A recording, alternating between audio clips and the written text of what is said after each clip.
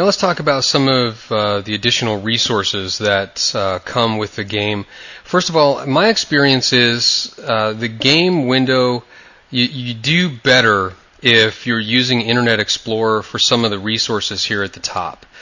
For example, here you can see you've got FX News, UBS FX Strategy and Research, Forecast News, a calendar, interest rates, the trading forums, and a bunch of other statistics. These pop up in your browser window, and I've found that the Firefox browser just doesn't do very well for some reason with these pop-up windows.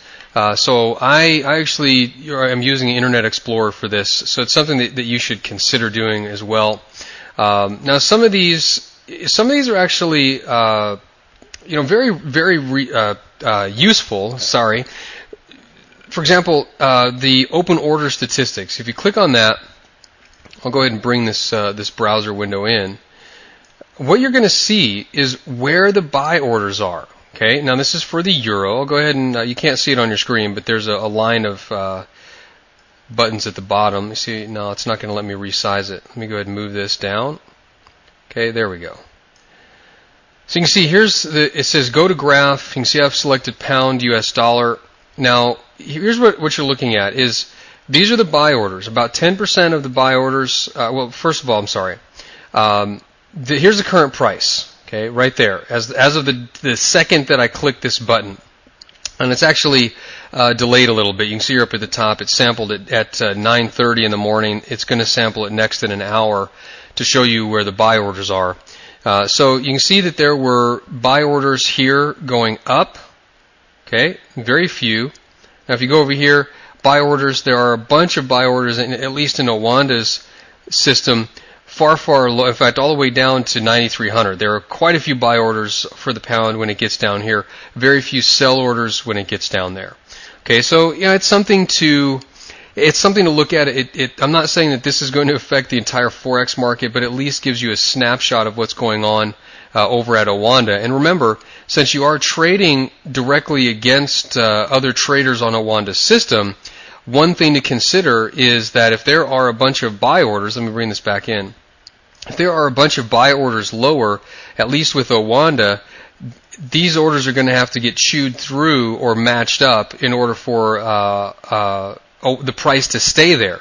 What you may see is that price rockets down on Owanda's system. So you may see big spikes when price gets down there. That's how this can be useful. In fact, if we were sitting on a bank order desk, this is very similar to what we would be seeing, where we can see customer orders, where they're sitting, and also how to take them out. That's just a nice little game that they play. Open trade statistics. Go ahead and bring that in. Whoops, wrong window. That was my TradeStation window. There we go. Okay, you can see very similar. Let me bring this over. Samples every hour. You can see that. But now you can see where are the open positions. Current price for the euro. Let's go back to the pound. Okay, so this was at 9:30 a.m. Eastern, which was about a half an hour ago, and you can see price was at 189. Now look at this. There were a bunch of people short, weren't there? Now you also have some people long, not quite as many that were short. So what does this mean? Well, this means, again, if you're actually looking at an order book, again, this is only for Owanda's system. It's not for the entire Forex market. So I know it seems like it's really exciting, but it doesn't mean much if you're not trading with Owanda. And this is why I don't use this information, because quite frankly, it doesn't apply for me. If I were trading on Owanda and I saw that there were short positions from much lower, these people are highly negative. What that means is the further and further up the pound goes, the more likely that on Owanda's system at least, you're going to see people panicking out.